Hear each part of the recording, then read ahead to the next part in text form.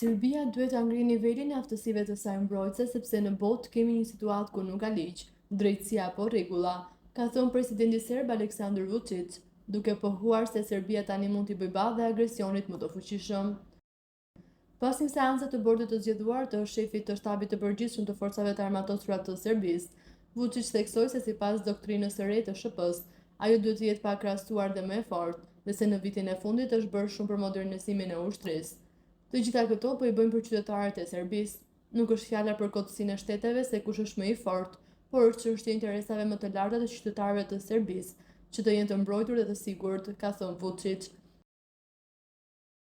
Në 10 vitet e fundit, sidomos në vitin e fundit, kemi bërë shumë për modernizimin e ushtrisë, ka pohuar Vučić duke thënë se nuk mund të hyjmë në më shumë detaje, sepse këto janë çështje konfidenciale. Ai vlerësoi se antarësimi në OKB dhe integritimi i garantuar territorial nuk do të thotë më asnjë falësjellje së fuqive të mëdha që respektojnë parimet si të nevojshme dhe shpikin të reja kur e mendojnë. Duke u përgjigjur pyetjes së RTS-s për rikthimin e shërbimit ushtarak, Vučić tha se ai nuk është braktisur, por aktualisht po punohet për përmirësimin e kushteve për ushtar profesionist.